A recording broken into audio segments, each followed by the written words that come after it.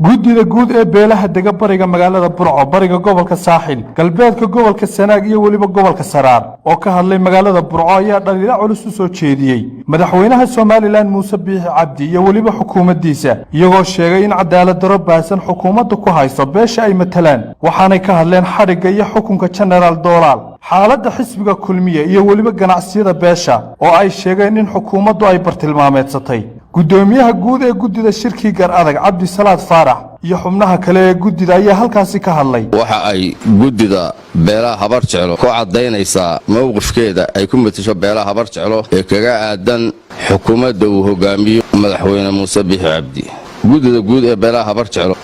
ilaa markii dawladda Muuse Biixi la wareegtay xilka dalka oo laga joogo muddo imka 4 sano oo waxla dawladdu waxay si gaar ah u bidhaansanaysay ma ugaadhsanaysay dhammaan wixii khuseeya beelaha habar jeclo kow haddaan ka soo la wareegidii xilka madaxweynenimo dawladda Muuse Biixi waxay si toos ah oo aan bareer ahayn uga eriday shaqaalihii hay'adaha dawladda kala duwan dhammaan cidii ku abtisata beelaha habar jeclo laba dawladda Muuse Biixi waxay sifo sharci darro kula wareegtay goobo ganacsi oo ka mid yahay hoteelkii weynaa ee Hargeysa Kilaab oo uu sifo sharciga ku haystay muwaadin reer Soomaaliland ahna beelaha habar jeclo saddex dawladdu waxay si sharci darro ah ku joojisay labadii diyaaradood ee Dubai Fly iyo Al Arabiya oo ay wakiil ka ahaayeen ganacsato beelaha habar jeclo halkaas oo ay ku shaqo waayeen dad badan lambar 4 waxa ay dawladdu kula wareegtay haamihii shidaalka oo ay sifo sharciga ugu kireysnaa inta badan reer Soomaaliland gaar ahaan ganacsatada beelaha habar jeclo lambar 5 waxay dawladdu dhibaato joogto ah ku haysaa oo aan kala go' lahayn ganacsatada noocay tahayba ha ugu sii baanaaneen warshadleydu waxa wax lala yaabaa xisbigii kulmiye oo ahaa xisbi qaran oo ummadda u dhaxeeyay inuu madaxweyne Muuse ka dhigtay sidii geel uu nin lahaa oo ka baxsaday uu soo helay uu la isticmaalay sidaana uu kula wareegay intaas oo dambeeshu may hadlin iyadoo daneynaysa qarannimada iyo wadajirka Soomaaliland waxyaalo badan oo dadka kale ku kici lahaana aanay marnaba sabayn waxa wax lala yaabaa in maanta birmigeedadii wadanka iyo mujaahidiintii wadankan dhiiga iyo maskaxdaba u soo huray in loo maleego shirqoollo aan la fahmin isla markaana jeelasha Hargeysa ay niman isku raarihi ay marba jeel geynayaan waxaase aanu sheegaynaa oo ay beel sheegaysaa Mujaahid Doolal ma aha nin geeya jeel Mujaahid Doolal waa nin wadanka ka noloshiisa u soo dhameeyay Mujaahid Doolal waa nin xanuunsanaya oo macaan qaba waxaan leenahay haddii dawladdu sidaa dan mooday wixii ay ka hesho waxba yaanay naga siin geesta kale xubno ka mid ah odayaasha ka tirsan guddidaasi oo hadalka iska daba qaatay waxay si adag uga hadleen xariga Mujaahid Jaamac Doolal oo muddooyinkii u dambeeyay ku xidhnaa magaalada Hargeysa oo kuwan iyagoo arrimahaasi ka hadlaya waxa iyo wax ka badanba aad moodo in colaad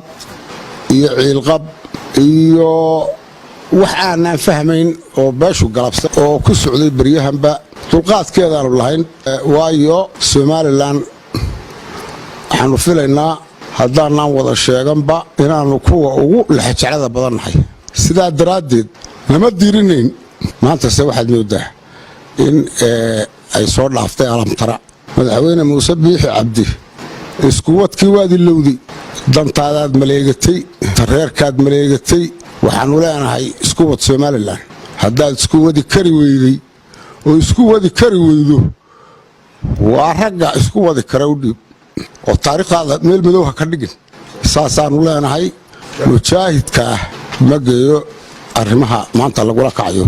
war ma geeyo baanu leenahay intaasoo dhibaato ah la tiriyay markii aanu waxba ka oran weynay ee ka dul qaadanay maanta waxaad maraysaa inaad birmageydadii qarankanu lahaa ee u huray dhiiggiisa iyo maskaxdiisaba inaad jeelasha ku xidhato muusow waa ku aragnaa halkaad marayso cadaalad darradu waa waxaynu uga nimi wadankii loo odhan jiray Soomaaliya maanta waxaad maraysaa inaad kuraasidii wadankan ee beelaha Soomaaliland wada deganay xaq u lahaayeen inaad reerkaaga ku ururiso kadib markii taa waxba laga oran waayay in aad kula kacdo fool xumo aad u soo maleegtay dadkii qarankan sharafta ku lahaa waxaad wado ayaanu kula wadaynaa muusow waddankan adiguna meel fadhiyi maysid ragna jeelasha ku guri maysid waa haddaad u badheedhay inaad dumiso waanu kula duminaynaa muusow xalaale waxaad la hadhaayaanay jirin mujaahid doolaalna noqon maayo ninaad jeel ku haysato ninaad jeel kuugu xidhan ma noqonayo mujaahid doolaal baac mushtarkii baad soo dhaaftay shaqaalihii baad soo dhaaftay inaad erido waxaad soo dhaaftay inaad beegsato beelahan waxaad soo dhaaftay hantidii ay lahaayeen inaad la wareegto waxaasoo dhan baad samaysay waa adaa isku fogeeyey muusow adigaa isku fogeeyey mujaahid doolaalla sidaa kuma xidhnaanayo wixii ka yimaada adigaa qaba oo ka mas-uula mujaahidkaa xanuunsanaya aad jeelka geysay waxa wallaahi ka dulqaadan mayno waxa maanta soconaya wallaahi ka dulqaadan mayno waxaanu leenahay madaxweyne ka daayo dalka iyo dadka nabad ku soo celi ha loo sinaado xuquuqda dalka ha loo sinaado haddaan loo sinayn sidaa ma ahaan doono debad iyo gudaba waxaanu u sheegaynaa beelaha habar jeclo inay shir degdegay iskugu yimaadaan madaxweynow fadlakum waa layna daawanayaa waa layna arkaa cadowgeenni muskuu soo taagan yahay adigaa shalay kuwii u baaba'ayay ahaa kuwii u baaba'aya kuula baaba'aya inaad god ku ridatona karaamo iyo xaq midna maaha bedel annagoo xishoonayna mawqafkaaga halkaad ka wado aad waxaanu u jecellahay madaxweynaha iyagii baa tahay inaad beddesho mahad cali goodir Ariel TV burco